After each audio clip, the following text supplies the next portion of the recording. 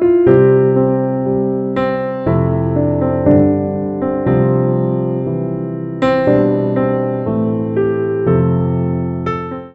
வழக்கமா எந்த ஒரு படைப்பு படைச்சாலும் இறைவணக்கம்னு வச்சிருப்பாங்க. இங்க கூட முதல்ல காலையில் நிகழ்ச்சி நடக்கிறதுனால தமிழ் தாய் வாழ்த்து இறைவணக்கெல்லாம் பண்ணியிருப்பாங்க. அதே போல அந்த முறையாக வரவேற்பையும் இன்றைக்கு மிக அழகாக சொல்லி முடித்தார்கள். நமக்கு என்ன பெரிய மகிழ்ச்சியா இருக்கு அப்படின்னு கேட்டா, இன்றைக்கு நம்ம எல்லாம் வரவேற்று பெருமை சேர்த்த மாவட்ட ஆட்சித்தலைவர் அவர்களுடைய அருமுயற்சியால் அவருடைய தலைமையில் திருவள்ளூர் மாவட்டத்தில் திருவள்ளூரில் வந்து நான் பேசினேன். அன்றைக்கே அவர் வந்திருந்து கேட்டார். இன்னைக்கும் வந்துட்டு இருக்காரு, வந்துடுவார் நினைக்கிறேன். அவருக்கு முதல் வணக்கத்தை நான் மகிழ்வோடு தெரிவித்துக் கொள்கிறேன். நல்லா கேட்கறதுக்க, ஏன்னா அவங்க முயற்சி எடுத்ததுனால தான் இவ்வளோ பெரிய விழா நடந்திருக்குது. அதே போல இந்த நிகழ்ச்சிக்கு துணை நிற்கின்ற நம்முடைய மாண்புமிகு பால்வளத்துறை அமைச்சர் திருமிகு நாசர் அவர்களுக்கு என்னுடைய அன்பு வணக்கத்தை மகிழ்வோடு தெரிவித்துக் கொள்கிறேன். இன்றைய விழாவிலே நமக்கு பெருமை சேர்க்க வந்திருக்கின்ற பெருமக்கள் அத்தனை பேரையும் வரவேற்று, குறிப்பாக வரவேற்புரை நல்கி அமர்ந்திருக்கின்ற வருவாய் கோட்ட அலுவலர் திருமதி ஹஸ்ரத் பேகம் அவர்களுக்கு என்னுடைய அன்பு பாராட்டை மகிழ்வோடு தெரிவித்துக் கொள்கிறேன். நன்றியுரை கூற இருக்கின்ற உதவி இயக்குனர் வணக்கத்திற்குரிய திருமதி விஜயா அவர்களுக்கு என்னுடைய அன்பு பாராட்டை சொல்லி, இந்த நிகழ்ச்சியை தொகுத்து வழங்குகிற ஈவ்லின் செய்தி வாசிப்பாளர் ஈவ்லின் அவர்களுக்கும் என்னுடைய அன்பு பாராட்டை சொல்லி, இங்கே முன்னே அமர்ந்திருக்கின்ற நகராட்சியினுடைய ஆணையர், என் அன்புக்குரிய நண்பர், மிகச்சிறந்த எழுத்தாளர், அவருடைய நூல் இங்கே வெளியிட்டிருக்கிறாங்க, அதுக்கு நான் முன்னுரை கொடுத்திருக்கேன், திருமிகு கற்பகராஜன் அவர்களுக்கு அன்பு பாராட்டை மகிழ்வோடு தெரிவித்துக் கொள்கிறேன். வருகை தந்திருக்கிற அரசு துறையை சார்ந்த அதிகாரிகள் அத்தனை பேரையும் அன்போடு வணக்கத்தோடு வணங்குகிறேன். என்னை அன்போடு வரவேற்ற என் இனிய நண்பர், எங்க பகுதியை சேர்ந்தவர் மதுரைக்காரர் பூபாலன் எங்க போனார்? புத்தகம் கொண்டு போயிருக்காருக்கா? சரி, அவர் வந்தவொடனே கை தட்டிக்கிடுவோம். அவருக்கும் பாராட்டு, ஏன்னா அவர் தான் புத்தகம் வாங்க போயிருக்கார். வருகை வந்திருக்கக்கூடிய பெருமக்கள் அத்தனை பேர், இப்ப நான் வந்து நாற்காலி பார்த்துக்கிட்டே இருக்கேன். இன்னும் கொஞ்ச நேரம் கழிச்சு நாற்காலியே நான் பார்க்கக்கூடாது. அக்கா தூக்கி அங்கே போட்டு விட்டுறாதீங்க, அது நிறைய ஆள் உட்காரணும்னு அர்த்தம். நாற்காலி வாங்க, இது என்ன இது இருக்கட்டும், இது இருக்கட்டும். அடையாப்பா பிரமாதம். சரி சரி சரி, அருமை அருமை அருமை. பூபாலன் அவருக்கு கை கட்டுங்க. சொன்னேன்ல, உங்களுக்கு சொல்லியிருக்கேன். வாங்க வாங்க, ரொம்ப மகிழ்ச்சி. அதோடு என்னோடு உடனிருந்து என்னை வரவேற்ற அருமைக்குரிய நண்பர் சந்தோஷ் அவர்களுக்கு என்னுடைய அன்பு பாராட்டை நான் மகிழ்வோடு தெரிவித்துக் கொள்கிறேன். இந்த புத்தகம்லாம் தயாராகிடுச்சு. இது எதுக்குன்னா, நீங்க பதில் சொன்னா நான் கொடுப்பேன். என்ன பதில் சொன்னாலும் கொடுக்க மாட்டேன், சரியா சொன்னா கொடுப்பேன். இந்த கடவுள் வாழ்த்துன்னு சொல்றப்ப, கடவுள் இருக்காரா அதெல்லாம் அப்புறம் வச்சுக்கிடுவோம். இப்ப நம்ம விழாவுக்குள்ள வந்துட்டோம். எந்த கடவுளை அவங்க வணங்கி தொடங்குறாங்கிறத வச்சு நம்ம அது என்ன நூல்னு பார்த்துடலாம். உதாரணமா, கம்பராமாயணத்தை எழுதியவர் என்ன கேட்கல, அவர் நம்ம கேட்கலங்கிறாரு. கேக்குதா? ஹலோ, பின்னாடி கேக்குதுங்களா? கேக்குதான்னு கேட்டேன், அது கேக்குதா? ஆமா ஆமா. ஏன்னா ஒரு கூட்டத்தில் கேக்குதான்னு கேட்டேன், பின்னாடி இருந்து ஒருத்தர் கேட்கல, பரவாயில்ல அப்படின்னாரு. ஒண்ணு நீ பாட்டுக்கு பேச. ரொம்ப முக்கியம், இந்த அரங்க அமைப்பு 107 ஸ்டால் உள்ள இந்த ஒலிபெருக்கி, நமக்கு தொலைக்காட்சி வேற, இது லைவ்ல போயிட்டு இருக்குங்களா? நேரலையா? லைவ் போயிட்டு இருக்கு. இதுதான் பயமா இருக்கு. ஏன்னா ஒரு கல்யாண வீட்டில் லைவ் கொடுத்துட்டாங்க, நான் பட்டிமன்றம் பேசிக்கிட்டு இருக்கேன், லைவ் போயிட்டு இருக்கு, எனக்கு தெரியாது. திடீர்னு ஒருத்தர் எனக்கு மெசேஜ் போடுறாரு, அதுக்குள்ள 5 காப்பி குடிச்சு போட்டிருக்கு அப்படிங்கிறாரு. நான் பேசுறத ஒன்றும் கவனிக்கல, நான் என்ன குடிச்சுக்கிட்டு இருந்தேன்னு பாக்குறாரு. இருக்கட்டும், பரவாயில்ல. நேரலையில் வீட்டில இருந்து பார்க்கக்கூடிய அத்தனை பேருக்கு நான் மீண்டும் வணக்கத்தை சொல்லிட்டு, நான் முதல்ல சொன்ன மாதிரி ராமாயணத்தை எழுதியது வடமொழியில் யார் தெரியுமா? அத்தனை பேருக்கு சொன்னீங்க, அத்தனை பேருக்கு வாழ்த்துக்கள். அப்ப ரொம்ப எளிமையா கேள்வி கேட்கக்கூடாது, சரி, தமிழ்ல கம்பர், அது நான் கேட்பேன்னு நினைக்காதீங்க, கம்பர் எனக்கு தெரியும், உங்களுக்கும் தெரியும். அவர் பாடிய அந்த பாடல் மிக அற்புதமா இருக்கும், கடவுள் வாழ்த்து. அது எப்படி பாடியிருப்பாருன்னா, அந்த பாட்டை எந்த மதத்துக்கு வேணாலும் பொருத்தி பார்க்கலாம், அப்படி இருக்கும். அந்த பாட்டு எப்படி தொடங்கும் அப்படின்னா, யாருக்காவது தெரியுமா? சரி, இந்த புத்தகம் எனக்கு தான். அப்ப நீங்களா நினைக்கக்கூடாது, இவரா ஒரு கேள்வியை கேட்டு இவரே புத்தகத்தை கொண்டு போறாரு. இல்ல, தெரிஞ்சு வச்சுக்கங்க. உலகம் யாவையும் தாமுல வாக்களும் நிலை பெறுத்தலும் நீக்கலும் நீங்கா அழகிலா விளையாட்டுடையார் அவர் தலைவர் அன்னவருக்கு சரண் நாங்களே. தமிழ் பாட்டு தான் கொஞ்சம் கஷ்டமா இருக்கும்.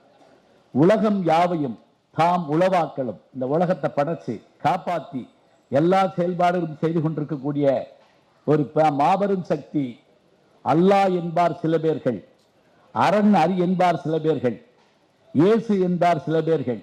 எப்படி சொல்லிட்டாலும் சரி, அப்படி சொல்லுகின்ற அந்த கடவுளுக்கு நம் வணக்கம் என்று நம்முடைய கம்பர் தொடங்குகிறார். உலகம் யாவையும் தாமுல வாக்களும். இதே மாதிரி உலகம்னு சொல்லக்கூடிய நூல்கள் தமிழ்ல நிறைய இருக்கு. யாராவது ஒன்று சொல்லுங்க பார்ப்போம், உலகம்னு வர்ற மாதிரி இருக்கா? யாரும் சொன்ன மாதிரி இருந்துச்சு. திருமூலர், ரைட்டு, சரி. வேற திருக்குறள் இருக்குல்ல, அகர முதல் எழுத்தெல்லாம் முதற்றே வருது இல்ல, அது சொல்லணும்ல. ஒரு புத்தகம் போச்சு, சரி இருங்க. அடுத்து பெரிய புராணம்னு ஒரு நூல் சேக்கிலார் எழுதுனது. எதுக்கு புத்தக திருவிழாவில் பேச்சு எல்லாம் வைக்கிறாங்கிறீங்க? பேசுறாரு, என்ன சொன்னாரு, என்ன சொன்னாரு தெரியாது, அவர் வாட்டி பேசிட்டு இருந்தாரு. அங்க பாப்புலர் வாங்கி திரும்பிட்டு இருந்தோம். அப்படி சொல்லக்கூடாது. உலகலாம் உணர்ந்து ஓதற்கரியவன் நிலவுலாவிய நீர்மலி வேலியன் அழகில் சோதியன் அம்பலத்தாடுவான் மலர் சிலம்படி வாழ்த்தி வணங்குவான். இது பெரிய புராணம். 63 நாயன்மார்களுடைய கதையை சொல்றது. இது எழுதியவர் பேர் தெரியுமா? சேக்கிலார். சொன்னவங்க 2 பேர் வாங்க டக்குன்னு. ஓடியா ஓடியா. சேக்கிலார் பார்த்திருக்கியா? ஆமான்றாவ. இங்க வா, இந்த 2 புத்தகத்துல எது வேணும்? 2மே வேணும்னு சொல்லக்கூடாது. என்ன படிக்கிற? 8ஆம் வகுப்பு. உன் பேர் என்ன? எழில் அன்பன். அருமையான தமிழ் பேரு, வாழ்த்துக்கள். நீங்க வாங்க, உங்களுக்கு ஒரு கையெழுத்து கொடுங்க. வாங்க, அங்க பாருங்க. உங்க பேர் என்ன? தீபிகா. என்ன படிக்கிறீங்க? 9th படிக்கிறீங்க. 9ஆம் வகுப்பு. சரி, ரைட். போயிட்டு வரீங்களா? சரி. இது என்ன அப்படின்னு கேட்டா, இது என்ன விளையாட்டுன்னு நினைக்காதீங்க. ஏன்னா ஒரு தன்னம்பிக்கை வரும். பல பேர் என்ன தெரியுமா, எந்திரிச்சு பேர் சொன்னாலே பயம் வந்துருது. நான் வகுப்புல பார்த்துருக்கேன். எந்திரி, நெஞ்சொலி வந்துடும். எந்திரின்னா போதும், அவ்வளவுதான். ஃபர்ஸ்ட் இயர் மாணவர்களை நாங்கள் வந்த உடனே கொஞ்ச நேரம் பேசிட்டு இருப்போம். அதில் ஒரு பையனை கேட்டேன், உன் பேர் என்னன்னு கேட்டேன். இவ்வளவுதான். அவன் எந்திரிச்சு கண்ணெல்லாம் தொடச்சிட்டு, நான் நேற்று லீவ் சார் அப்படின்னா. இப்படி ஒரு பேர் வைப்பாங்களா இருக்காது? கேட்ட உடனே சொல்ல தெரியுதுங்கிறது நல்ல விஷயம். இந்த உலகம்னு சொல்ல காரணம் என்ன? இன்னொன்னு தெரிஞ்சுக்கங்க. திருக்குறள் 1330 குறட்பாக்கள், 133 அதிகாரம், 10 குறட்பாக்கள் ஒரு அதிகாரத்துக்கு. சரி, முதல் குறள் சொல்லியாச்சு. கடைசி குறள் ஒன்று 1330வது திருக்குறள். பெரும்பாலும் சிலபஸ்ல இருக்காது, அதனால தெரியாது. சொல்லிட்டீங்கன்னா கூட நான் பரிசு தருவேன், சொல்லலைனாலும் நான் சொல்லிடுவேன்.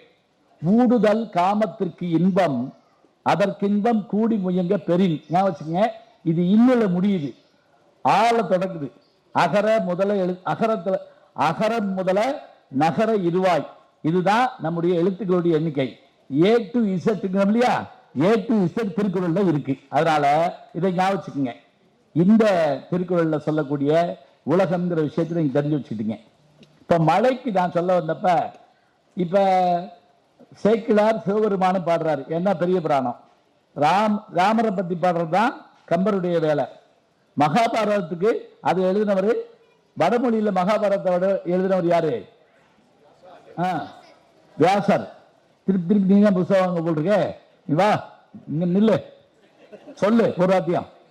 வடமொழியில் எழுதினவர் பாருங்க, வியாசர். இந்த பாருங்க, பெரியவங்க கொஞ்சம் வாயை திறந்து சொல்லுங்க. பூராத்தையும் சாய்ஸ்ல விட்டுட்டு உட்காந்துருக்கீங்க, எனக்கு தெரியும். எது இதே இது நான் ஒரு 2 சீரியல் பேர் சொல்றேன், டக்கு டக்குன்னு சொல்லுவீங்களா இல்லையா?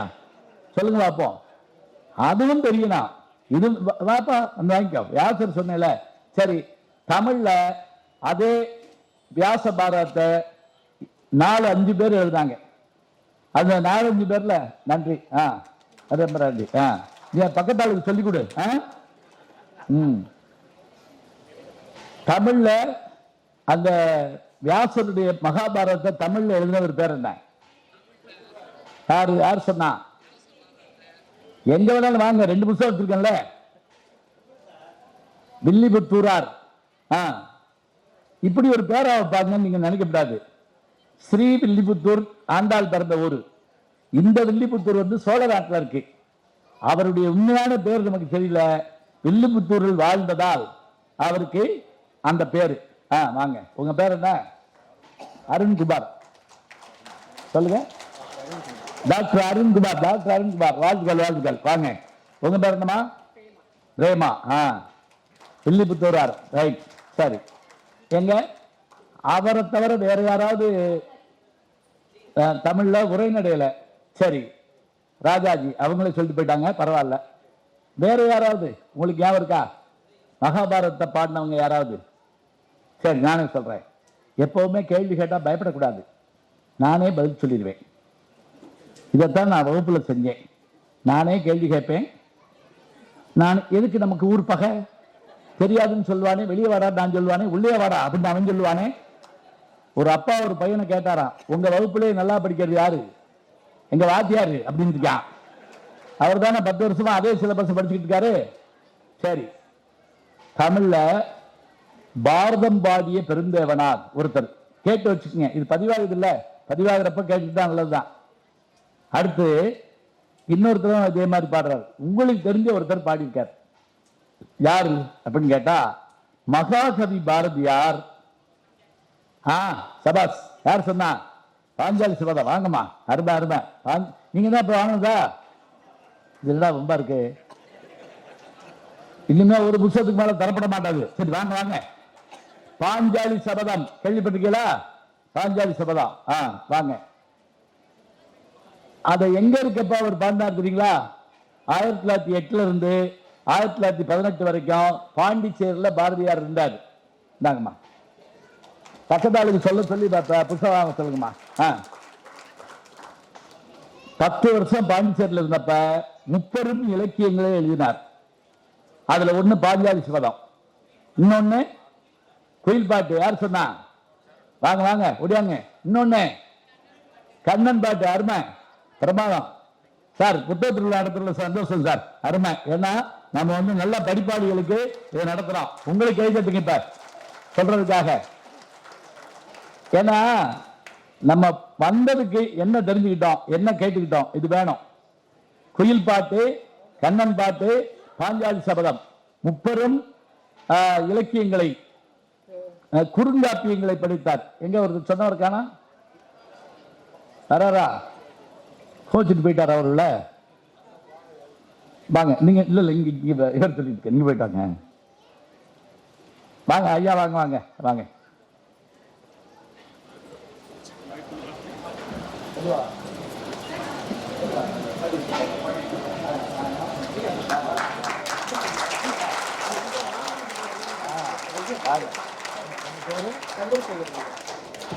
சந்திரசேகர். நல்லா கை தட்டுங்க.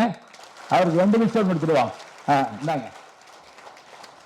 என்ன சொன்னீங்க நீங்க? பதில் வந்து கண்ணன் பாட்டு, குயில் பாட்டு. சரி, கண்ணன் பாட்டு, குயில் பாட்டு, பாஞ்சாலி சபதம், இது 3ஐயும் அவர் அங்க இருக்கப்ப எழுதினார். ரொம்ப மகிழ்ச்சி, ரொம்ப நன்றி. என்ன பண்றீங்க நீங்க? தமிழாசிரியர். தமிழாசிரியர். அதேப்பா, ரொம்ப சந்தோஷம். வாழ்த்துக்கள் வாழ்த்துக்கள். வாங்க.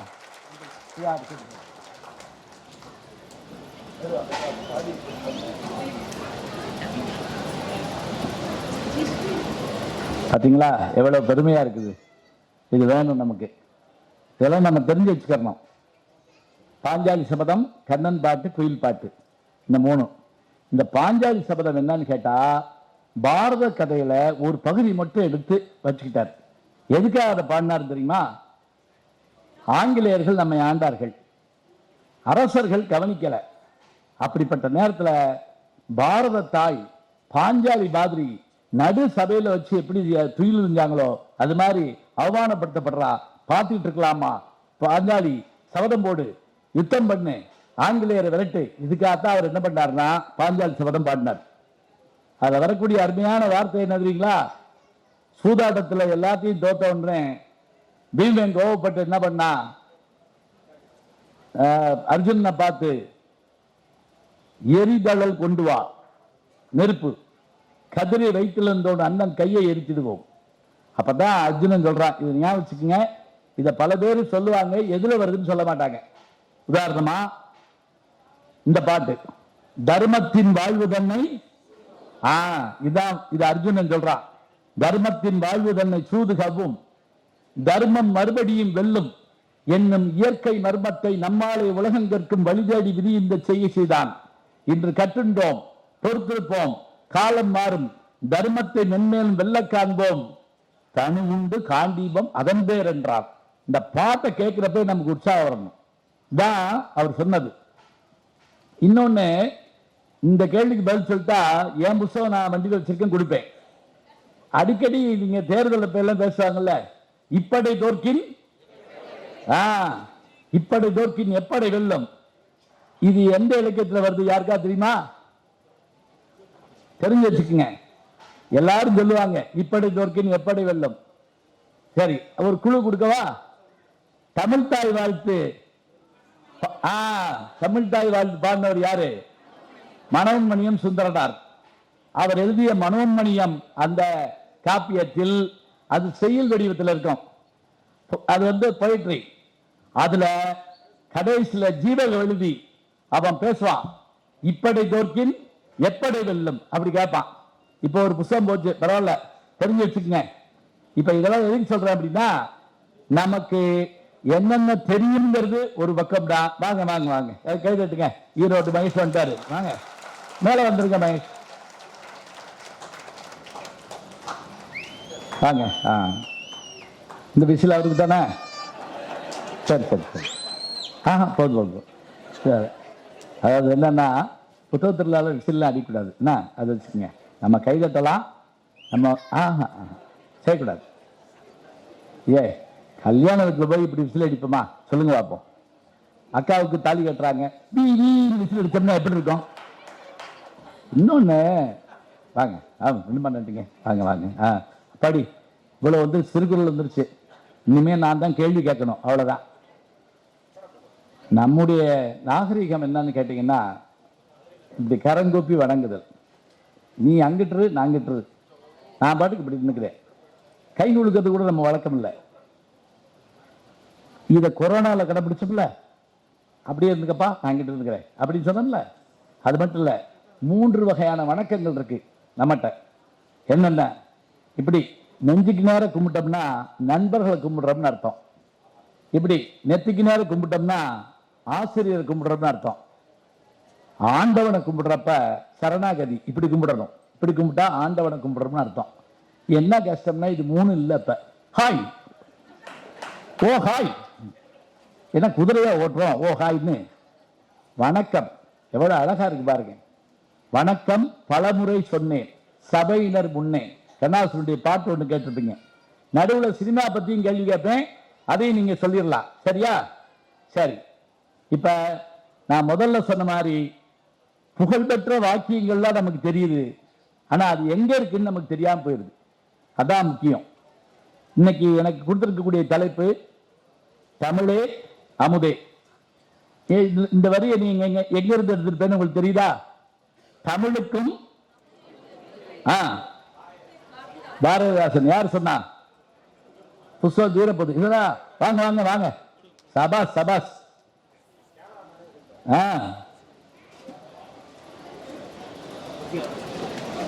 சும்மா விழுந்துவா வாங்க,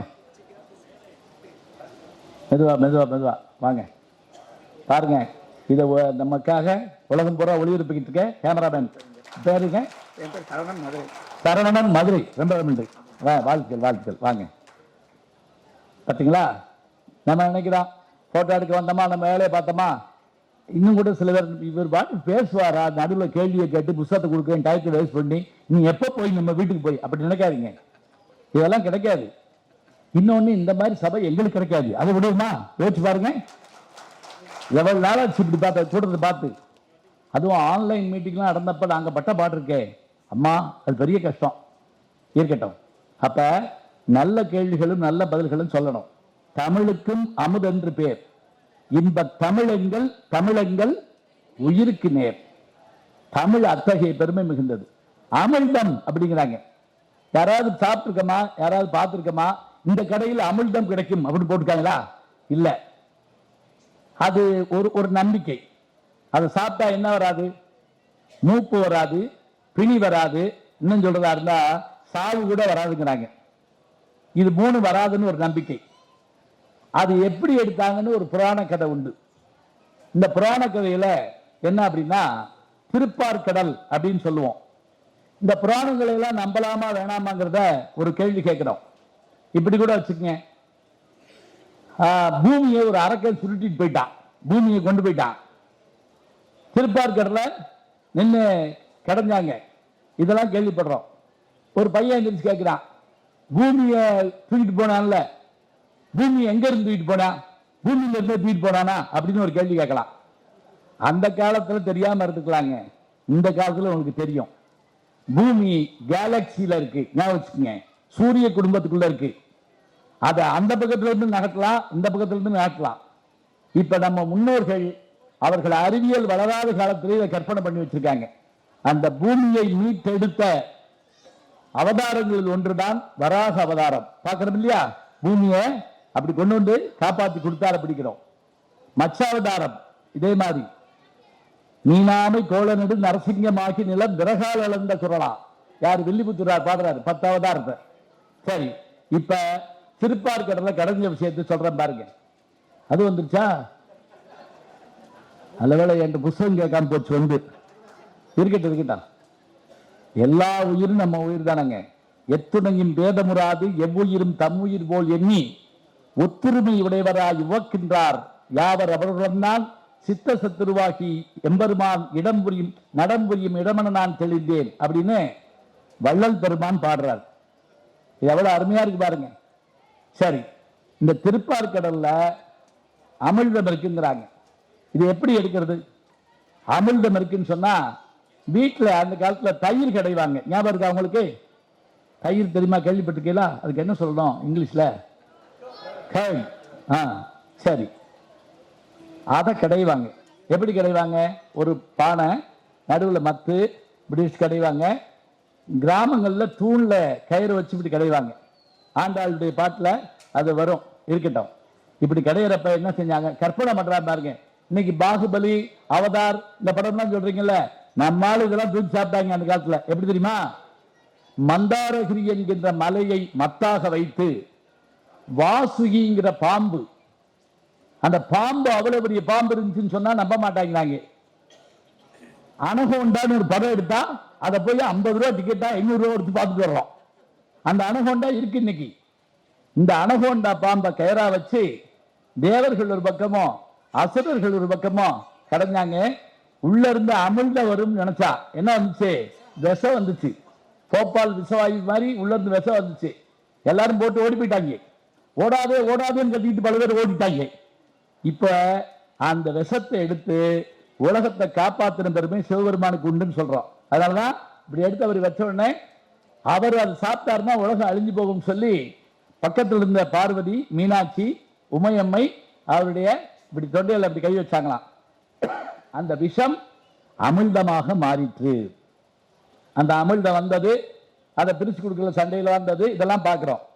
இந்த அமிழ்தம் என்பது எது அப்படின்னு கேட்டா, இது நம்ம தேவலோகத்தில் இருக்கா, அங்க இருக்கா, இங்க இருக்கா இல்லைங்க. வேற ஒன்றும் வேண்டாம். மழை தாங்க அமிழ்தம். ஞாபகம் வச்சுக்கங்க. மழை தண்ணீர் இருக்குல்ல, இதுதான் அமிழ்தம். எப்படின்னா, மழை பெஞ்ச மறுநாள், நாளைக்கு நாலாம் மறுநாள் நீங்க பாத்தீங்கன்னா திடீர்னு சின்ன சின்ன புல்லுகள் அப்படியே முளைச்சிருக்கும். இது மண்ணுக்குள்ளதான் இருந்துச்சு. இந்த அமிழ்தம் பட்ட உடனே அது உயிர்த்து எழுந்துச்சு. அப்ப எல்லா உயிரையும் உயிர்த்தல வைக்கின்ற இந்த மழை துளி அமிழ்தம். இது இல்லைன்னா என்ன ஆகும்? அவ்வளவுதான். திருவள்ளுவர் இதுக்காக ஒரு அதிகாரமே எழுதியிருக்காரு. என்ன அதிகாரம்? யார் சொன்னா? 2 பேரு வாங்க. திருக்குறளே வந்துருச்சு. மகேஷ் இந்த வேலை பார்த்துக்கிட்டு இருக்கேன். மேடம் வாங்க. அவங்க தான் கொண்டு வந்தாங்க. பரவாயில்ல, மேல வாங்க வாங்க. வான் சிறப்பு அதிகாரம் வாங்க மேடம். நன்றி மேடம், நன்றி மேடம். எங்க போட்டோ எடுத்தாங்களா இல்லையா? ஒருத்தங்க எடுத்துருக்காங்க. சரி வாங்க வாங்க. இன்னும் 2 பேர் வாங்க வாங்கம்மா வாங்க. அங்கே பாருங்க வாங்க. இருக்கா? நல்லது நல்லது. வாங்க வாங்க வாங்க. உங்க பேர் என்ன? லக்ஷனா. பழனி வாங்க வாங்க வாங்க வாங்க. நம்முடைய வணக்கத்துக்குரிய பேராசிரியர், எங்கள் பட்டிமன்றத்தினுடைய தூணாக விளங்கக்கூடிய பேராசிரியர் பழனி வந்திருக்காரு. இன்னைக்கு நல்ல சபை கிளை இருக்கு. இன்னும் 2 பேர் கூட்டு இருந்தா பட்டிமன்றமே நடத்திட்டு இருக்கலாம். நேற்று பட்டிமன்றம் நடந்துச்சு, பரவாயில்ல. வான் சிறப்புங்கிற அதிகாரம் நீங்க பாக்குறீங்க இல்லையா? கடவுள் வாழ்த்து முடிச்ச உடனே அடுத்து அவர் செய்யற வேலை என்னன்னா வான் சிறப்பு. அதுல ஒரு விஷயத்தை அருமையா சொல்றாரு. இந்த உலகத்துல தானம் தவம் அப்படின்னு சொல்றோம். இது ரெண்டும் மழை பெய்யலன்னா நடக்காதான். தவம்னா ஒழுக்கம்னு வச்சுக்கோங்க. காட்டுல போய் தவம் பண்றதுலாம் இல்லை, ஒழுக்கம். இந்த ஒழுக்கம் தண்ணி இருந்தா தான் நடக்கும். தண்ணி இல்லைன்னு வச்சுக்கோங்க, எதுவும் நடக்காது. டேய் பல்லு வளர்க்கணியா? தண்ணியே இல்லை, பல்லு வளர்க்கணியான்னு கேட்டுக்கிட்டு 5 நாள் ஆச்சு. குளிச்சியா? பல்லே வளர்க்கலைக்கிற அப்புறம் குளிச்சியான்னு கேட்டான்னு அர்த்தம். அப்ப இவையெல்லாம் கெட்டு போய்விடும். எப்ப? மழை இல்லாவிட்டால், தண்ணீர் இல்லாவிட்டால். தானம் தவம் இரண்டும் தங்கா வியனுலகம். இதுக்கு உரை எழுதுறாங்க. அது இன்னும் புரிய மாட்டேங்குது. அதுதான் பெரிய கஷ்டம். திருக்குறளுக்கு உரை எழுதுனவங்க எத்தனை பேர் கேட்டா அது இன்னைக்கு வரைக்கும் வந்துகிட்டே இருக்கு. எனக்கு தெரிஞ்சு 100க்கும் மேற்பட்ட உரையாசிரியர் எழுதியிருக்காங்க. ஆனா திருவள்ளுவர் திருக்குறள் சொன்ன உடனே நமக்கு உரையாசிரியருடைய பேர் ஞாபகம் வருதுன்னா யார் பேர் தெரியுமா? பரிமேலழகர். கரெக்ட். எல்லாரும் சொன்னதுனால புத்தகம் இல்ல, இருங்க. பரிமேலழகர். இப்ப இன்னொரு கேள்வி கேட்க போறேன். இதுக்கு சொல்லாலும் புத்தகம் நான் தருவேன். இந்த புத்தகம்லாம் பத்தாது. 100க்கும் மேற்பட்ட ஆண்கள் திருக்குறளுக்கு உரை எழுதியிருக்காங்க. பழைய உரைகாரர் 10 பேர், மணக்குடவர் தொடங்கி 10 பேர் எழுதியிருக்காங்க. பரிமேலழகர் எழுதியிருக்காரு 1000 வருஷம் கழிச்சு. டாக்டர் கலைஞர் எழுதியிருக்காரு உரை. பாவாணர் உரை தோணா வாங்கிட்டு போங்க. பாவாணர் உரை மாதிரி கிடைக்காது. இது ஒன்று உரை வந்திருக்கேன். இது யார் எழுதியா? இது பொதுவாக போட்டிருக்காங்க. சரி இருக்கட்டும். பாவாணர் அவர் தேவநேய பாவாணர். ஞாபகம், தேவநேய பாவாணர். அவர் எப்படிப்பட்டவர்னு உங்களுக்கு அவரை சொல்லிட்டு சொல்றேன் கேளுங்க. ஒரு முறை அவருக்கு ஒரு கடிதம் போட்டார் ஒருத்தர். ஐயா, காவல்துறையினுடைய உயர் அதிகாரிய நாம சூப்பரண்டன்ட் அப்படின்னு சொல்றோம். இந்த சூப்பரண்டன்ட்ங்கிறதுக்கு தமிழ்ல என்ன சொல்லலாம் அப்படின்னு ஒரு கார்டு தான் போடுறாங்க. யாருக்கு? தேவநேய பாவாணருக்கு. அவரு தமிழ் மொழியில வல்லவர், பல மொழிகள்ல வல்லவர். உடனே அவர் என்ன பண்ணாருங்களா, அவருக்கு பதில் எழுதினாரு. ஐயா, அருமையான கேள்வி கேட்டிருக்கீங்க. இப்ப நம்ம தாசில்தார் வட்டாட்சியர் சொல்றோம் இல்லையா, அது மாதிரி கமிஷனர் ஆணையர் சொல்றோம் இல்லையா, மாவட்ட ஆட்சித்தலைவர் சொல்றோம்ல, அது மாதிரி சூப்பரண்டன்ட் இதுக்கு என்ன தமிழ் தெரியலன்னாங்க. இவர் என்ன பண்ணாருங்களா, அதுக்கு சொன்னாரு, மலை நாடுகளில் ஏலக்காய் தோட்டங்கள், கரும்பு தோட்டங்கள்ல வேலை பார்க்கக்கூடிய அந்த தொழிலாளர்களை கண்காணிப்பதற்கு ஒருத்தர் இருப்பார். அவர் பேர் என்ன அப்படின்னா கண்காணி. கேள்விப்பட்டிருக்கீங்களா? நீ பெரிய கண்காணி ஆக்கம் அப்படின்னு அர்த்தம். எங்களை எல்லாம் பார்க்க வந்துட்டாக்கம் கண்காணிப்பாளர். கண்காணிங்கிற சொல்ல நம்ம கண்காணிப்பாளர்னு பயன்படுத்தலாம் அப்படின்னு அந்த கடிதத்தில் எழுதுறாருங்க. பேரறிஞர் அண்ணா அவர்கள் தமிழ்நாட்டினுடைய முதலமைச்சரான உடனே அந்த சொல்ல அப்படியே எடுத்து காவல்துறை கண்காணிப்பாளர் அப்படிங்கிற பட்டத்தை கொடுக்குறாங்க. இப்ப இந்த சொல்லு எங்க இருந்து வந்துச்சுன்னா தொல்காப்பியத்தில் எடுத்தார், திருக்குறள் எடுத்தார் இல்லைங்க, நாட்டுப்புற மக்கள் வழக்கில் இருக்கக்கூடிய வாயில் இருக்கக்கூடிய சொல்ல இருந்து எடுத்தாருங்க. நம்ம சொல்ற சொல்லதான் இருக்குது. நம்ம எல்லாம் தெரிஞ்சு வச்சுக்கிட்டோம்னாலே போதும். இன்னும் கூட அழகா சொல்றேனே, பழமொழிகள் நிறைய இருக்குது. பல பழமொழிகளுக்கு அர்த்தம் தெரியாது. இப்ப முதல்ல பழமொழினா என்னன்னு தெரியுமா? நான் பாட்டு பேசிக்கிட்டே போறேன். பழமொழினா என்ன அப்படின்னா பழைய மொழி, பிசி, வாய்மொழி, அங்கதம் தொல்காப்பியத்தில் வருது. பழமொழினா என்னன்னா போற போக்குல அடிச்சுட்டு போவாங்க. நம்ம கிராமத்துல இந்த பாரதி ராஜாவுடைய படம் பாத்தீங்களா, மண்வாசனை. மண்வாசனை படத்துல அவங்க காந்திமதி அம்மா விடாம பழமொழி சொல்லுவாங்க. அந்த பழமொழியில என்னன்னு கேட்டீங்கன்னா, கோபத்துல வேகத்துல அவங்க சொல்ற பழமொழிகள். அதுக்கு அருமையான பொருள் இருக்கும். எப்படி தெரியுமா? கமுக்கமடி கத்தால காதல கிடக்கிறது பித்தால அப்படிப்பா. கமுக்கமடி கத்தால, கத்தாழைங்கிறது ஒரு வகையான பயிர். அது என்ன, நம்ம காட்டுல விளையுது இல்ல முள்ளோட, அது எனக்கு காப்பியா என்னது இப்ப குடிக்க முடியாது, அப்படி வைங்க. எனக்கு தெரியும், நான் பேசுறதுக்கு தான் வரும். இன்னொரு வரைக்கும் உட்கார்ந்துருந்தேன்ல, அப்ப கொண்டு என்ன வரட்டும் வரட்டும். அது நல்லா தெரிஞ்சு சிரிக்கிறாரு. பட்டிமன்றத்தில் கரெக்டா பாத்தீங்கன்னா, நான் பேசிட்டு இருப்பேன், 5 பேர் முறுக்கு திங்கிறது, காப்பி இடிக்கிறது, கொஞ்சம் ஆத்தி கொடு தம்பி அப்படின்னு ஒரு அம்மா கேட்கும். அது செய்யறது, கொடுங்க கொடுங்க கொடுங்க, மறந்துடாம அப்புறம் வாங்க தம்பி என்ன. சரி சரி, ஆமா. இப்ப நான்லாம் ஹோட்டலுக்கு போனா அந்த சர்வர் கூட இருக்கார்ல, அவரோட ஒரு செல்ஃபி எடுத்துக்குவேன். ஏன் சொல்லுங்க? யார்கிட்ட சொன்னோம்னு தெரியாது, எல்லாரும் ஒரே மாதிரி இருக்காங்க. உங்களுக்கு புரியும்னு நினைக்கிறேன். அவனுக்கு மொழியும் புரிய மாட்டேங்குது, ஒன்றும் புரிய மாட்டேங்குது. அதனால என்னன்னு கேட்டா, அவனோட செல்ஃபி எடுத்துக்கிட்டோம்னா, ஓ நீ தானா இங்கா அப்படின்னு சொல்லி கேட்போம்ல, அதுக்காக. சரி, இப்ப பாவாணர் சொன்ன விஷயத்தை நான் சொன்னேன்ல, பழமொழிக்கு சொன்னேன்ல, பழமொழி இப்படி பழைய வார்த்தைகள், அதை வச்சுக்கணும். கையில காசுக்கு லாட்ரி, கையில பேட்டரி அப்படின்னு ஒரு பழமொழி உண்டு. காசுக்கு லாட்ரி, லாட்ரினா என்ன தெரியுமா? ஒண்ணும் இல்லையா, ஆனா கையில பேட்டரி வச்சிருப்பானா. இந்த பழமொழி பேட்டரி லைட் வந்த பிறகு வந்திருக்கணும். இப்ப நான் 2 பழமொழி கேட்க போறேன். இந்த பழமொழிக்கு அர்த்தம் தெரிஞ்சா சொல்லுங்க, இல்லைன்னா நான் நம்முடைய ஒப்பந்தப்படி நான் சொல்லுவேன். சரியா? சரி. ஏழைக்கேத்த எள்ளுருண்ட, குருவிக்கேத்த ராமேஸ்வரம், இப்படி ஒரு பழமொழி இருக்கு. ஜென்மத்துக்கு கேள்விப்பட்டதுன்னு சொல்லக்கூடாது. படலைன்னா எங்க தப்பு தான், நாங்க உங்கள்கிட்ட கூட சேர்க்கலன்னு அர்த்தம். வானொலி, தொலைக்காட்சி, சினிமா எதுலையாவது ஒண்ணுல செய்யணும் கட்டாயமா. இப்ப நான் சொன்னது என்ன, ஏழைக்கு ஏற்ற எள்ளுருண்டைன்னு என்ன அர்த்தம்னா, 5 ஸ்டார் சாக்லேட் எல்லாம் கிடையாது அந்த காலத்துல. நாங்க படிக்கிறப்ப பள்ளிக்கூடத்து வாசல்ல ஒரு ஆயாமா உட்காந்துருக்கோம். அதுகிட்ட இருந்து அந்த டேஸ்டான இழந்த வடை, புளிப்பு மிட்டாயி எங்க போச்சுன்னு தெரியலங்க. அந்த ஆயாவே எங்க போச்சுன்னு தெரியல. பெரிய பெரிய கம்பெனிகள் வந்த பிறகு ஆயாவையும் வித்துட்டாங்களோ என்னமோ தெரியல, போட்டோம்.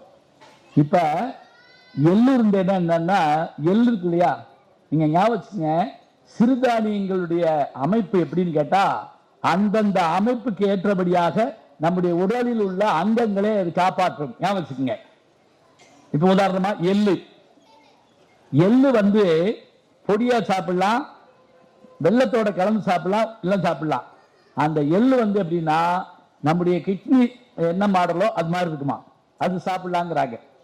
அப்ப ஏழைக்கேற்ற எள்ளு என்ன அர்த்தம் அப்படின்னா, எப்பா 10 ரூபா கொடுத்து வாங்க முடியாதுப்பா, என்கிட்ட 5 பைசா இருக்கு, ஒரு எள்ளு இருந்தா வாங்கிக்கிறேன்.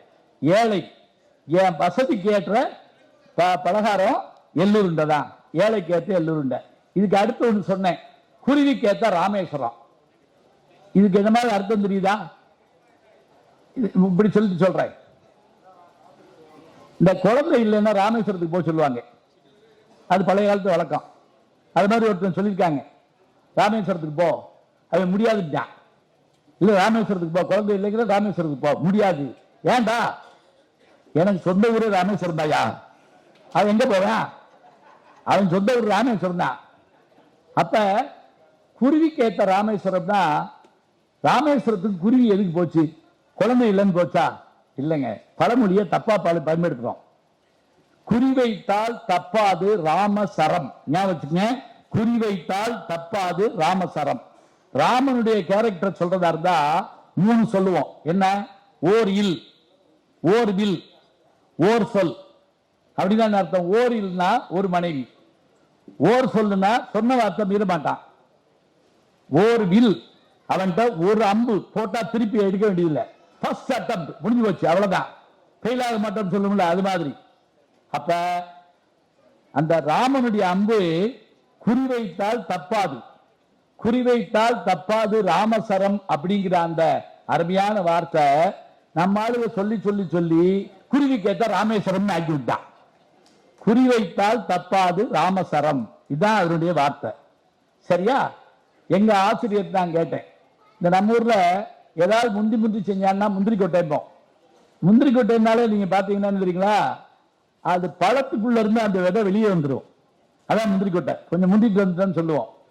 அதே மாதிரி அதிக பிடிச்ச மூஞ்சூறு கழனிப்பாலுக்குள்ள விழுந்துச்சுன்னு ஒரு பழமொழி இருக்கு. அதிக பிடிச்ச மூஞ்சூறு கழனிப்பாலுக்குள்ள விழுந்துச்சு. இப்ப மூஞ்சூறுனா என்ன தெரியுமா? முதல்ல எலியில ஒரு வகை. ஒண்ணு இல்ல, விநாயகருக்கு வாகனம் இருக்குல்ல, அதான் மூஞ்சூறு. ஏன்னா பசுமாட்டுல இருந்து பால் வருதுன்னு இப்ப இருக்க பிள்ளைகளுக்கு தெரியாதுங்க. அது பாக்கெட்ல இருந்து தான் வருதுன்னு பேர் நம்புறாங்க. இன்னும் சில பேர் டம்ளர்ல இருந்தா வருதுன்னு நினைக்கிறான். தயவு செஞ்சு சொல்லிக் கொடுங்க. ஏன்னா இப்ப நான் இங்க வந்த போது இல்லந்தோறும் கல்வி அந்த இதுக்குள்ள போனேன். பக்கத்துல இன்னொரு இது என்ன பண்ணாங்கன்னா, குழந்தைகளுக்கு களிமண் கொடுத்து ஒவ்வொரு நாளும் ஒவ்வொன்னு. இன்னைக்கு என்ன கொடுத்துருக்காங்க தெரியுங்களா? களிமண் கொடுத்து பிள்ளைகளை வேணுங்கிற மாதிரி என்ன இது செய்ய, உருவம் செய்யி. இப்ப பிசைஞ்சு பிசைஞ்சு பிசைஞ்சு பிள்ளைக அருமையா செய்யுது. இதைத்தானே வீட்டுல நாங்க செஞ்சுக்கிட்டு இருந்தோம். மண்ணை தொடாத, வெளியே போகாத, அங்க போகாத, இங்க போகாத, டியூஷன் மாத்திரம் போ, அப்படி இப்படியே சொல்லி சொல்லி நான் என்ன சொல்றேன், நாளைக்கு மழை வந்தா பிள்ளைகளை ஒரு 10 நிமிஷம் நினைய விடுங்க, அப்புறம் கூட பாத்துக்கலாம். எந்த வீட்டாவது விட்டுருக்கமா சொல்லுங்க பாப்போம். மழை வருது உள்ள போ, மழை வருது உள்ள போ, இப்படியே சொல்லிட்டா அந்த பிள்ளை மழையை எப்பங்க பார்க்கும்? இயற்கையோடு வாழ பழகினா தான் நமக்கு ரொம்ப நல்லா இருக்கும். சரி இருக்கட்டும். அதிக பிடிச்ச மூஞ்சூறு கழனிப்பானைக்குள்ள விழுந்துச்சு. இதுக்கு என்ன அர்த்தம்? எங்க வாத்தியார்ட்ட நான் கேட்டேன். அவர் பேராசிரியர் ஜெயராமன். அவர் சொன்னாரு, தப்பா புரிஞ்சுக்கிறாத, தப்பா போய் எங்கேயும் பேசாத. இது என்னன்னு கேட்டா, அந்த காலத்துல பெண்கள் சமையல் பண்றப்ப, நல்லா நான் சொல்றத கேட்டுக்கிட்டே வரணும். அந்த காலத்துல பெண்கள் சமையல் பண்றப்ப சோறு வடிப்பாங்க. சோறு பானையில வச்சு மேல உளமூடி வச்சு இப்படி வடிப்பாங்க. இப்படி வடிக்கிறப்ப சில சமயம் கையை ஆடிச்சுன்னா அதில் இருக்கக்கூடிய சோறு என்ன ஆகுமா, அதோடு சேர்ந்து போயிருமா. அதிகம் வடித்த முன்சோறு இலைக்கு வர்றதுக்கு பதிலாக கழனி பானைக்கு போயிருமா. அப்ப அதிகம் வடித்த முன்சோறு கழனி பானையில விழுகுங்கிற விஷயத்த அதிக பிடிச்ச மூஞ்சூறு கழனி பானையில் விழுகுங்கிறோம். ஆசிரியர் தான் யார் தெரியுங்களா? நமக்கு தெரியாது சொல்லிக் கொடுக்கிறவங்க. அது மட்டும் இல்ல, மேடையில பேசுறப்ப நயமாக நாகரிகமாக நகைச்சுவை சொல்றது எப்படின்னு எங்க பேராசிரியர் எங்களுக்கு சொல்லிக் கொடுத்தாங்க. ஒரு உதாரணம் சொல்ற பாருங்க. நான் சொன்ன ஜெயராமன் அவர்கள், நான் அவரெல்லாம் சேர்ந்து தேவகோட்டைக்கு போயிருந்தோம். காரைக்குடி நகரத்தார் வீடு. அவருடைய மாணவர் அங்க பேராசிரியர் இருக்காரு, எங்க கூட்டு போறாரு. நாங்களும் மாணவர், நாங்க இப்ப மாணவர், அவர் பழைய மாணவர். போனா வீடு காரைக்குடின்னு போயிருந்தீங்கன்னா தெரியும், தேவகோட்டையெல்லாம் போயிருந்தீங்கன்னா தெரியும். வீடு பார்த்திருக்கீங்களா? நான் முதல்ல பார்த்த உடனே சமயக்கட்டுக்கு சைக்கிள்ல தான் போகலான்னு கேட்டேன். அவ்வளவு பெரிய வீடு. இப்ப இந்த சால் முழுவதும் இருக்குல்ல, இது முழுவதும் ஒரு வீடு. இதுக்கு வெள்ளை அடிச்சா தெருவுக்கு வெள்ளை அடிச்ச மாதிரி. இங்க உள்ள போனோம், பார்த்துட்டு போறோம். அந்த மாணவர், அவர் பேராசிரியர், எங்க ஆசிரியர் வரவழைச்சு வீட்டை சுத்தி காட்டுறாருங்க. சுத்தி காட்டுறப்ப அவர் சொல்ல சொல்ல சொல்ல ஆச்சரியமா இருக்கு. அவர் சொல்றாரு, இந்த பாருங்க தூணு, இது பர்மா தேக்கு. வாசப்படி இது ரங்கூன் தேக்கு. மேல இருக்கக்கூடிய உத்தரம் இது யாழ்ப்பாணம் தேக்கு. சொல்லிக்கிட்டே வராரு. முதல்ல ஆச்சரியமா இருந்துச்சு. அப்புறம் கொஞ்ச நேரம் கழிச்சு, ஏடா போட்டு படுத்துறாரு நம்மள. இது தேக்குங்கிறாரு, அதை தேக்குங்கிறாரு, இப்படி யாங்களா பேசிக்கிட்டான். எங்க வாத்தியாரு அதெல்லாம் சொல்லக்கூடாது, தசாமர் அப்படின்ட்டு வராரு. அப்புறம் போய் உட்காந்துட்டோம். அவர் என்ன பண்ணார், தேன்குழல்னு ஒரு முறுக்கு இருக்கும், பார்த்துருக்கீங்களா? கை சுத்து முறுக்கு மாதிரி தேன்குழல். அந்த முறுக்கு, அப்புறம் மைசூர் பாகு, அப்புறம் அந்த ரவா லாட்டெல்லாம் கொண்டு வச்சாங்க. வச்ச உடனே நாங்க எங்க வாத்தியாரை பார்த்தோம், சாப்பிடுங்க அப்படின்னாரு. எடுத்து கடிச்சா முறுக்க கடிக்கவே முடியல. எங்க ஆசிரியர் கேட்டார், இதுவும் தேக்கா அப்படின்னு கேட்டாரு. இன்னொரு வரைக்கும் தூண் தேக்கு, மரம் தேக்கு. தேக்குன்னா என்ன? உறுதியான மரம், உறுதியான மரம். அவங்க வசதிக்கு முறுக்கையும் தேக்கில் செஞ்சுட்டாங்களோ. அது என்ன தெரியுங்களா? இப்படி கேட்ட உடனே அவரும் சேர்ந்து சிரிச்சாருங்க. யாரு? வீட்டுக்காரரும் சேர்ந்து, இல்ல இல்லையா தேன்கொள்ளல் முறுக்கு தான் கொஞ்சம் ஹார்டா இருக்கு. சில நேரங்கள் அப்படி இருக்கும்ல. ஒருத்தர் ஒரு வீட்டுக்கு சாப்பிட போனாரு. அந்த அம்மா ஜிலேபி கொண்டு வச்சுச்சு. வாயில வச்சாரு, அப்படியே பிடிச்சிக்கிச்சு அது வாயை. அவர் பிச்சை எடுத்துட்டு என்ன செய்யறது தெரியாம யோசிச்சாரு. அதுக்குள்ள அந்த அம்மா வந்து கேட்டுச்சு, ஜிலேபி நல்லா இல்லையான்னு கேட்டுச்சு. அருமையான ஜிலேபி, நான் தான் ஒரு 6 மாசம் லேட்டா வந்துட்டேன் அப்படின்னு இருக்காரு. என்ன அர்த்தம்? அது செஞ்சு 6 மாசம் ஆச்சுன்னு அர்த்தம். இதுக்கு ஒரு திருக்குறள் இருக்குங்க. அது நல்லா இல்லைன்னா கூட அது என்ன சொல்லக்கூடாதா, நல்லா இல்லைன்னு சொல்லி அவங்க மனசை நோகடிய கூடாதான். ஊற்றப்படுவது நன்றாக இருந்தாலும் கூட ஊற்றுகின்றவருடைய முகம் கோணக்கூடாது என்பதற்காக அதையும் கூட வாங்கி சாப்பிடக்கூடிய பண்பாடு தெரிந்தவன் தமிழன். பெயர்கண்டும் நஞ்சுண்டமைவர் நயத்தக்க நாகரீகம் வேண்டுபவர். நயத்தக்க நாகரீகம் வேண்டுபவர் யாருன்னு கேட்டா பெயர்கண்டும் நஞ்சுண்டமைவர். இப்ப நீங்க கேட்கலாம், ஏயா அவன் நஞ்ச ஊத்துவா குடிச்சு அப்படியே நுரதள்ளி செத்து போய் சொல்றியா? அப்படி இல்லைங்க. நம்ம ஒரு வீட்டுக்கு போறோம், உங்களுக்காக இனிப்பு பலகாரம் அருமையா செஞ்சிருக்கோம், கருப்பட்டி பணியாரம் அப்படிங்கிறாங்க. எனக்கு சோறு இருக்கு, நான் சாப்பிட மாட்டேன் சொல்லக்கூடாது. என்ன சொல்லணும் தெரியுமா? மனசுக்குள்ள சொல்லணும், மைண்ட் வாய்ஸ் சொல்றோம்ல, சாப்பிடக்கூடாது, இருந்தாலும் பரவாயில்ல 2 மாத்திரை சேர்த்து போட்டுக்கிடுவோம், அம்மா கொடுங்க அப்படின்னு வாங்கி சாப்பிட்றோம்ல, அதுதான் நாகரிகம், அதுதான் பண்பாடு. இன்னொன்னு தெரிஞ்சுக்க, விருந்துக்கு போய் வியாதிக்காரன் பக்கத்தில் உட்காரக்கூடாதுமாங்க. அது என்ன தெரியுமா? நான் அப்படி மாட்டிருக்கேன். ஒரு கல்யாண வீட்டுக்கு போயிருந்தோம், வரிசையா உட்காந்துருந்தாங்க, நான் 2வது உட்காந்துருந்தேன். எனக்கு முன்னாடி கிட்ட ஒருத்தர் உட்காந்துட்டாரு, அல்வா கொண்டு இருந்தாங்க. அவனை அப்படி பார்த்தாரு அவரு, சுகர் போ, அதை எனக்கு வைக்காம போயிட்டான். அவன் என்ன நினைச்சா, இந்த ஏரியாவே சுகர் ஏரியா போல் இருக்கு, அந்த ஒண்ணு அப்படில பஜ்ஜி என்ன போயிருக்கு. அன்னைக்கு என்ன சாப்பிட்டேங்கிறீங்க? ரசம் சாப்பிட்டு வந்தேன். இதுக்காக நம்ம போய் ஒவ்வொரு பந்தியா விசாரிக்க முடியுமா? இந்த ஏரியா சுகர் ஏரியாவா, அந்த ஏரியா அப்படி கேட்க முடியாது. சாப்பிட்றப்ப சந்தோஷமா சாப்பிட்டு கூட சரி பண்ணிக்கலாம். அப்ப பழமொழிகளை தெரிஞ்சு வச்சுக்கணும், பாடல்களை தெரிஞ்சு வச்சுக்கணும். பாட்டு பழமொழி எல்லாம் போக வீட்டில் குழந்தைகளோட கொஞ்ச நேரமாவது பேசணும். இப்ப வந்திருக்க பெற்றோர்களுக்கு ஒரே ஒரு வேண்டுகோள் என்னன்னா, குழந்தைகள்கிட்ட கொஞ்ச நேரம் பேசுங்க. போன உடனே செல்ல அவங்க கையில கொடுத்துட்டு, நான் டிவி பார்ப்பேன், நீ செல்ல பார்க்கணும், யாரை பத்தியும் கவலைப்படக்கூடாது, அப்படி சொல்லக்கூடாது. ஒரு குழந்தை அம்மாட்ட அம்மா கதை சொல்லுமான் இருக்கு. உடனே அந்த அம்மா சொல்லியிருக்கு, நான் ஏன்டா உனக்கு கதை சொல்றேன். இப்போ கொஞ்ச நேரம் கழிச்சு உங்க அப்பா வருவாரு, ஏன் லேட்டுன்னு கேட்பேன். அவர் சொல்லுவாரு பாரு கதை, சொல்லிக்கிட்டு இருக்கிட்டு அவங்க அப்பா வந்துட்டாரு. இந்த அம்மா 7 ஆயிடுச்சு. அதாவது எங்க மேனேஜருக்கு இந்த பிளேட் சொல்லுங்க, இந்த பிளேட் சொல்லுங்க. கதை சொல்றப்ப சொல்லிக்கிட்டே வந்து ஒரு இடத்துல நிறுத்திட்டு குழந்தைகிட்ட கேள்வி கேட்கணும், கொஞ்ச நேரம் பேசணும், கொஞ்சம் பாராட்டணும். அப்பதான் குழந்தைக்கு பிடிக்கும். பள்ளிக்கூடத்துக்கு போயிட்டு வர்ற குழந்தை கைக்குள்ள கையை விட்டு ஒரு சின்ன பென்சில் அப்படி எடுத்து காமிச்சு, அம்மா இன்னைக்கு எங்க பள்ளிக்கூடத்துல திருக்குறள் எழுதியவர் யாருன்னு கேட்டாங்க, நீ சொல்லி கொடுத்தபடி திருவள்ளுவர்னு சொன்னம்மா, இந்த பென்சில் கொடுத்தாங்கம்மா அப்படின்னு சொன்னா, எல்லாரும் கை தட்டினாங்கம்மா அப்படின்னு சொன்னா நம்ம என்ன செய்யணும் தெரியுமா? கை தட்டினாங்களா பாப்பா, உன்னை பாராட்டினாங்களா அப்படின்னு சொல்லி குழந்தையை தூக்கி அந்த குழந்தைக்கு ஒரு முத்தம் கொடுக்கணும். மெச்சி உனை ஊரார் புகழ்ந்தால் மேனி சிலிர்க்குதடி, கன்னத்தில் முத்தமிட்டால் உள்ளந்தான் கல்வரி கொள்ளுதடி, அப்படி பாராட்டணும். அதை விட்டுட்டா இதான் கொடுத்தாங்க பள்ளிக்கூடத்துல 1.5 லட்சம் ரூபாய் கட்டுறேன், அந்த டீச்சர் இங்கிட்டு தானே வருவா, நான் வரட்டும். இவருங்க பள்ளிக்கூடத்தில் இருந்து தரப்படுகிற புல்லும் கூட புனிதமானது. ஞாபகம், பள்ளியில் பள்ளியில் கல்லூரியில் கல்வி நிலையங்களில் தரப்படுகின்ற பொருள். இப்ப கோல்டு மெடல் எங்க வாங்குவீங்க? கோல்டு மெடல் வந்து பள்ளிக்கூடத்துல பல்கலைக்கழகத்துல வாங்கினா தானே மரியாதை. இந்த கோல்டு மெடல் நான் வந்து அந்த நகைக்கடையில் வாங்கினேன், இந்த நகைக்கடையில் வாங்கினேன், லலிதா ஜுவல்லரிஸ். பல்கலைக்கழகத்தில் வாங்கினால் தான் கோல்டு மெடலுக்கு மரியாதை, பள்ளிக்கூடத்தில் வாங்கினால் தான் பரிசுக்கு மரியாதை. இப்ப நான் மேடையில கூப்பிட்டு ஏன் பேசிட்டு இருக்கேன்? ஒரு வார்த்தை சொன்ன உடனே நீங்க பதில் சொன்னா அந்த புத்தகத்தை வாங்கிட்டு போறப்ப என்ன தெரியுமா? இன்னைக்கு போயிருந்தோம், ஒரு கேள்வி கேட்டாங்க, நான் பதில் சொன்னேன், எனக்கு புத்தகம் கொடுத்தாங்க, இது பெருமை. பாராட்டி மகிழ்தல். வீட்டுல சாப்பிடுறப்ப பாராட்டணும். அடிக்கடி சொல்லுவேன், மண்ணு மாதிரி உட்கார்ந்து திங்க கூடாது. ஒரு அம்மா பக்கத்து வீட்டுக்காரன் கேட்டுச்சு, பக்கத்து வீட்டுக்கார மட்டும் கேட்டுச்சு, உங்க வீட்டுக்காரர் எதை விரும்பி சாப்பிட்டார்? அது எதை போட்டாலும் திங்கும். இப்படி ஜென்மத்தை பார்த்துருக்குமா? புலி புல்ல திங்காது, யானை மாமிசம் சாப்பிடாது, இது எதை போட்டாலும் திங்கும்னா என்ன அர்த்தம்? இன்னொன்னுங்க, கணவன் மனைவியை, மனைவி கணவனை, குழந்தை தந்தையை, தாய் குழந்தையை, ஆசிரியர் மாணவரை, மாணவர் ஆசிரியர், இப்படி பாராட்டினா தாங்க உலகம் மகிழ்ச்சியா இருக்கும். எப்படி தெரியுமா?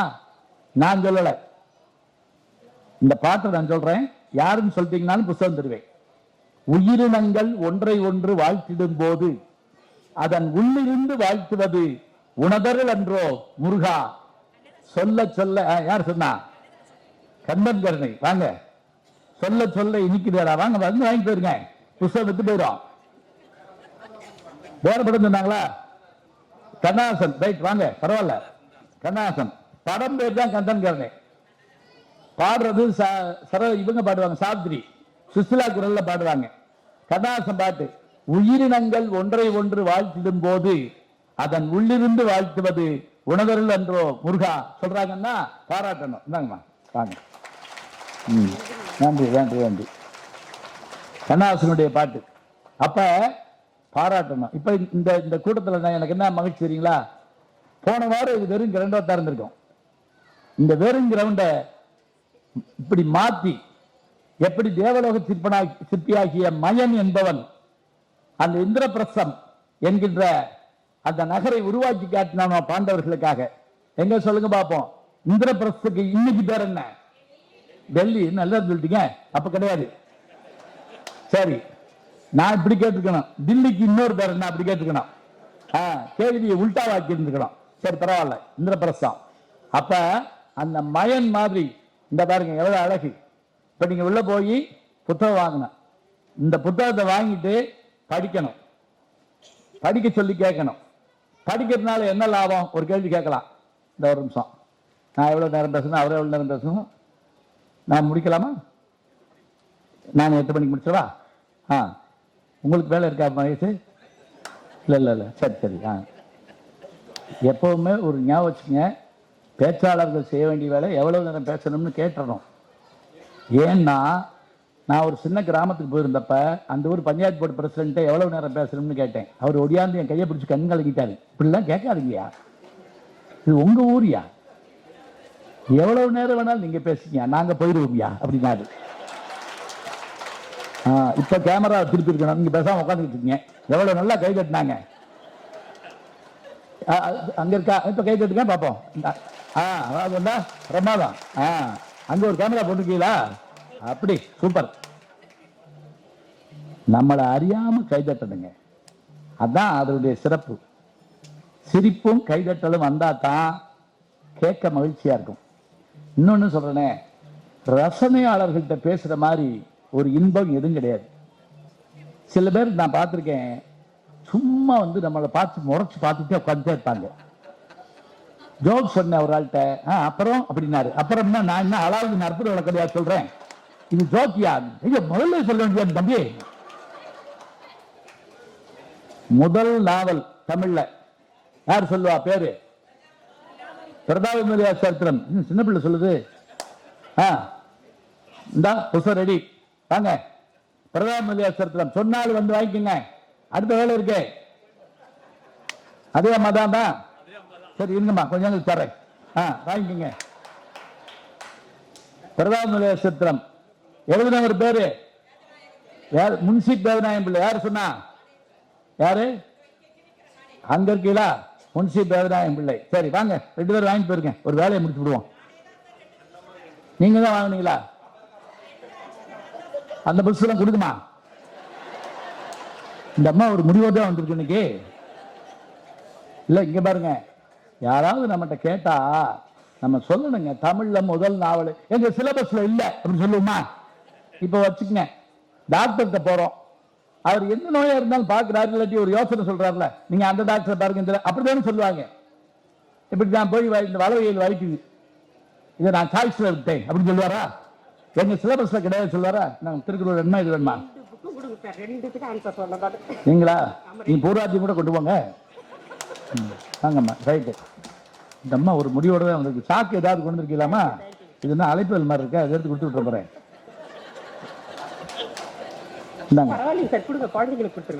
கொடுத்துருக்கேன். ரைட்டு வாங்க. சரி, ஆமா, அவங்க ஒரு ஸ்டால் வச்சிருப்பாங்க போட்டுக்காங்க சொன்ன மாதிரி. இதை பூரா வாங்கி இங்க கொடுக்குறாங்க. இருக்கட்டா, இல்ல நம்ம இப்படி வச்சுக்கிடுவோம், அவங்க ஸ்டாக் வச்சிருக்காங்க, அப்படி வச்சுக்கலாம் எல்லாத்தையும். சரி, இந்த பிரதம மந்திரி சரித்திரம் அது வரைக்கும் ஏன் அதை முதல் நாவல்னு சொல்றாங்கன்னா, அது வரைக்கும் எல்லாமே பாட்டுல தாங்க இருக்கும். எல்லாமே பாட்டு தான். தமிழ்ல பேசுனா பாட்டு, கடிதம் பாட்டு, கல்வெட்டு பாட்டு, எழுதுனா பாட்டு. பழைய படத்துல பாட்டா இருக்கு பார்த்திருக்கீங்களா? பழைய படம் பாத்தீங்கன்னா 44 பாடல்களை உடைய படமும் போடுவாங்க. எப்ப சாப்பிட்டு தெரியல. வேதாள உலகம்னு ஒரு படம்லாம் வந்துச்சு. பாடிக்கிட்டே இருப்பாங்க. எப்படி தெரியுமா? எடுத்த உடனே டைட்டில் ஒரு பாட்டு, அப்பா அம்மாவை காட்டினோடனே ஒரு பாட்டு, குழந்தை பிறந்தோடனே ஒரு பாட்டு, கதாநாயகி இங்கிட்டு வளருவா ஒரு பாட்டு, கதாநாயகி அங்கிட்டு வளருவா ஒரு பாட்டு, 2 பேரும் தனித்தனியா 2 பாட்டு, சேர்ந்து 4 பாட்டு. அப்புறம் பிரிஞ்சிருவாங்க, பிரிஞ்ச உடனே 2 பாட்டு. அதுக்குள்ள கதாநாயகன் கையில விஷத்தை எடுத்துதான், அப்போ ஒரு பாட்டு. விஷத்தை குடிப்பான், அப்போ ஒரு பாட்டு. தொம்முன்னு விழுந்து செத்தான், முடிஞ்சு வச்சு நினைச்சேன் நான். ஆவியா வந்து ஒரு பாட்டு பாடினான். விட்டம்னா வீடு வரைக்கும் பாதித்தவர் வாங்கி போட்டுருக்கு. நம்ம தமிழ் சினிமால பேயெல்லாம் பாடு பார்த்திருக்கீங்களா? மண்டவனே அழலாமா, கண்ணீரை விடலாமா, உன்னுயிராய் நான் இருக்க, என்னுயிராய் நீ இருக்க.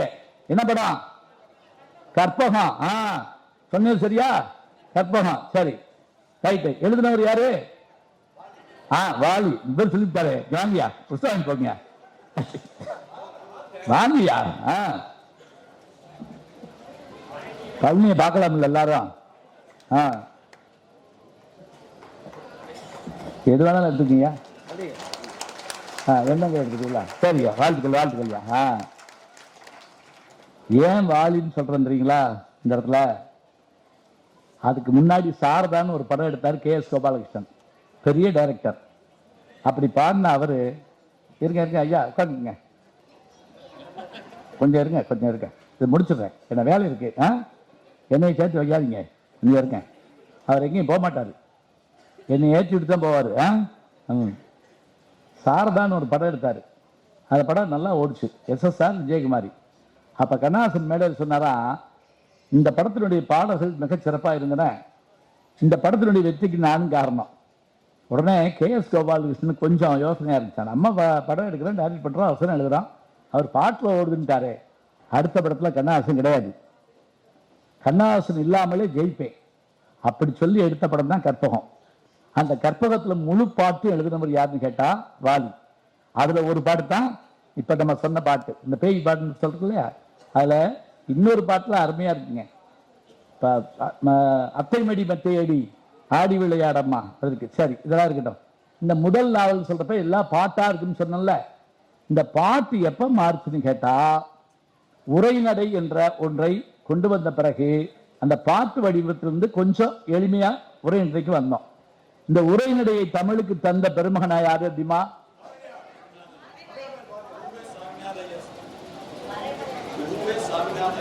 ஒண்ணு, அப்புறம் பாரதியார் 2, வேற உவே சாமிநாதையர் 3, பாவாணர். இன்னும் சரியான விடை வரல. அவர் பேரு முனிவர்னு முடியும். ஆமா, நானே சொல்லி கொடுப்பேன், அப்புறம் நானே புக்கு கொடுப்பேன். வீரமாமுனிவர். கரெக்ட். இங்க வாங்க, நல்லா சொன்னீங்க. யார் சொன்னா? வாங்கய்யா. வீரமாமுனிவர். ஏன்னா அவங்க எல்லாம் நம்ம நாட்டுக்கு மதம் பரப்பத்தான் வந்தாங்க. வாங்கய்யா. என்னது ஒண்ணு இல்லையா? நான் உண்மையிலே பயந்து போடுங்கய்யா. கடவுள் புண்ணியத்துல அதாவது போட்டு வந்தா இருப்பாருங்க. மழையினால வேட்டி இதாகிடும் சொல்லி கொண்டு வந்திருக்காரு, அதை கழட்டி வச்சிருக்காரு, அப்புறமே கட்டிக்கிடுவாரு. இருக்கட்டும், மழை காலத்துக்கு ஏற்ற உடை போட்டிருக்காரு. இருக்கட்டும். வீரமாமுனிவர் உரைநடைய தமிழ் கொண்டு வர்றாரு. அப்படி கொண்டு வந்ததோடு மட்டுமில்லைங்க, அவரு உரைநடையில எளிமையா புரியுற மாதிரி அவர் எழுதின கதை இருக்குல்ல, இன்னைக்கு கேட்டாலும் அவ்வளவு சிரிப்பா இருக்கும். அவர் எழுதின அந்த கதை இருக்குல்ல, அதான் முதல் உரைநடையில வந்த கதை. நாவல் வந்து பிரதம மந்திரி சரித்திரம். அவர் எழுதின அந்த உரைநடை எதுன்னு கேட்டீங்கன்னா, அபிவிவேகி என்ற பரமார்த்த குரு கதை. தயவு செஞ்சு போறப்ப சின்ன புத்தகம் தான் வாங்கிப்போங்க. மட்டி மடையன், முட்டாள் மூடன், நிலைச்சன். ஒரு முட்டா பையன் இருந்தாலே வாத்தியாருக்கு மண்டையடி. 7 பேர் முட்டா பையன். இப்ப இவங்களை வச்சுக்கிட்டு அவர் என்ன பாடுபடுறாரு? இதான் அந்த கதை. அது ஒரு கதை சொல்றேன் பாருங்க. குரு குதிரையில போறாரு. யாரு? பரமார்த்த குரு. 7 பேர் பின்னாடி போறாங்க. அப்பெல்லாம் தலையில முண்டாசு கட்டுவோம். அப்படி போறப்ப அவர் கட்டியிருந்த முண்டாசு வேப்ப மரத்துல தட்டி கீழே விழுந்துருச்சு. குதிரை போயிட்டே இருக்கு.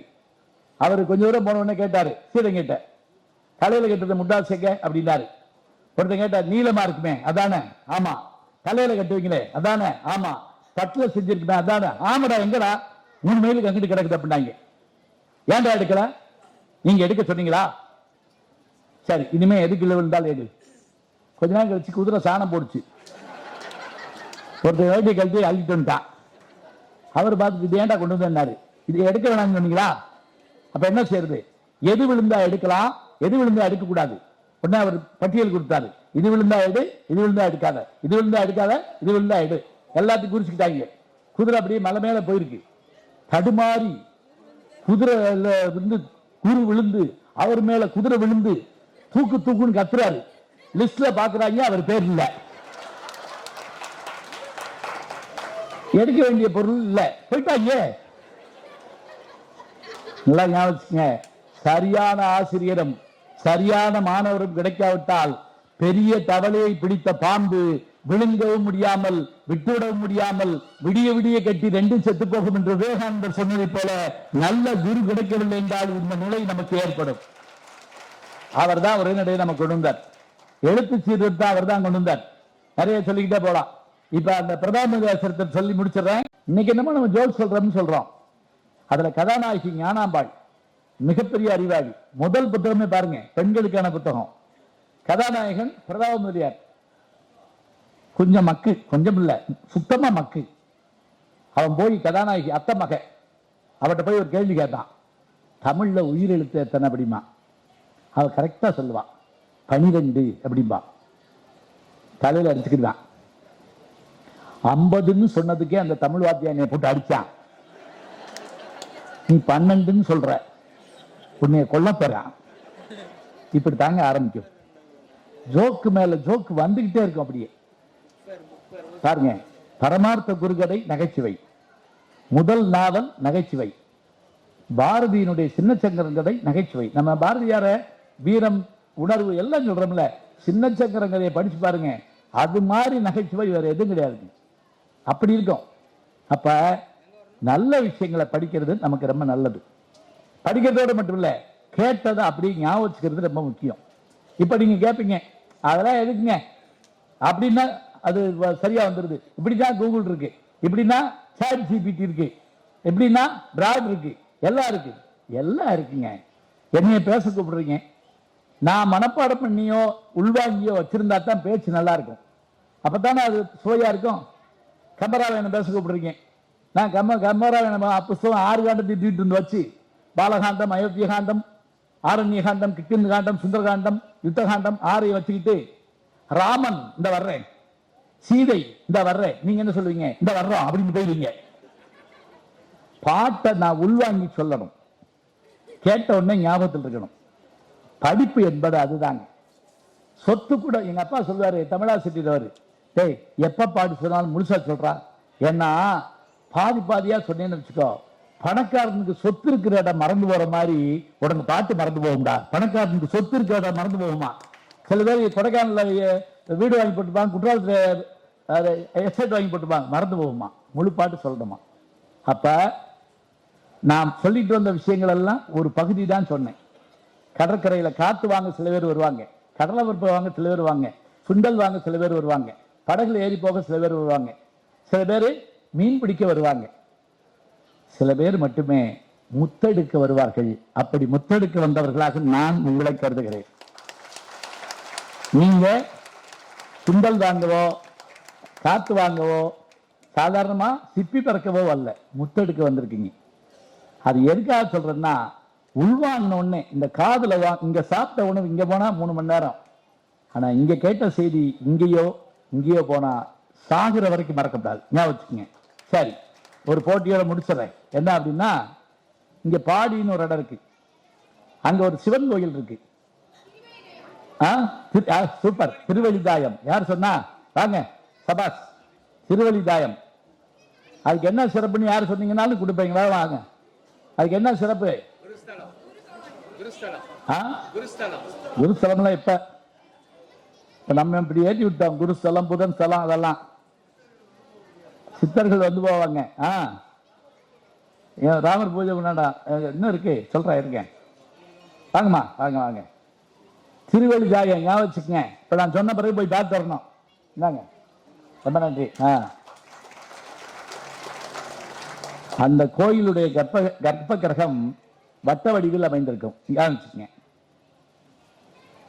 அதுக்கு பேர் என்ன அப்படின்னு கேட்டீங்கன்னா, அது வந்து கஜபிருஷ்டம்னு பேரு. கஜம்னா என்ன? யானை. யானையினுடைய பின்பகுதி போல வட்ட வடிவமாக அமைந்திருக்கும். இது மாதிரி கோயில் சில கோயில்கள் தமிழ்நாட்டில் இருக்கு. இதை கட்டினது பல்லவர் காலத்து கோயில். இதுல திருஞான சம்பந்தர் வந்து பாடியிருக்காரு, திருநாவுக்கரசர் வந்து பாடியிருக்காரு. இன்னும் எளிமையா சொல்றதா இருந்தா, வள்ளல் பெருமான் ஏழு கிணறு பகுதியில இருந்து இந்த கோயிலுக்கு வந்துட்டு போவாராம். அந்த வள்ளல் பெருமானுடைய சிறப்பு என்ன தெரியுமா? முதனா பள்ளியோட போயிருக்காரு. ஓதாமல் ஒரு நாள் இருக்க வேண்டாம், ஒருவரையும் பொல்லாங்க சொல்ல வேண்டாம்னு ஏடா வந்தன்னைக்கு வேண்டாம் வேண்டாம்னு சொல்றாங்க அப்படின்னு வீட்டுக்கு போயிட்டாரு. போயிட்டு முருகப்பெருமான தன்னுடைய குருவா வச்சுக்கிட்டு, நீ எனக்கு சொல்லிக் கொடு, நான் எழுதுறேன் அப்படின்னு அவருடைய அருளால பாட்டு எழுதுனதாக நான் படிக்கிறோம் அவருடைய வாழ்க்கை வரலாறுல. அவர் எழுதின பாட்டு ஒண்ணு சொல்லிட்டு நான் முடிச்சிட போறேன். நான் மட்டும் சொல்ல மாட்டேன், இதுல நீங்களும் பங்கேற்கிறீங்க, சரியா? அவர் போய் வேண்டாம் வேண்டான்னு சொன்னதுனால வேண்டும் வேண்டும் சொல்ற மாதிரி பாட்டு எழுதினார். இப்ப நான் அந்த பாட்டை சொல்லுவேன், இதுல எத்தனை வேண்டும் வருதுன்னு எண்ணணும், சரியா? ஒருத்தரும் அதை கேட்ட மாட்டேங்கிறீங்க. எண்ணிட்டு வர்றப்ப விரல் தீந்து வச்சு நிறுத்தக்கூடாது. சில பேர் போதும் போது விடு, 10 விரல் தான் இருக்குங்க. என்னங்க இங்கெல்லாம் கால்குலேட்டர் வச்சிருப்போம், இதெல்லாம் வச்சிருப்போம். இப்ப இன்னைக்கு கால்குலேட்டர் வச்சிருக்க முடியலாம், மனசுக்குள்ள கணக்கு போடுவோம். சரி, வேண்டும். இந்த ராமாயணத்துல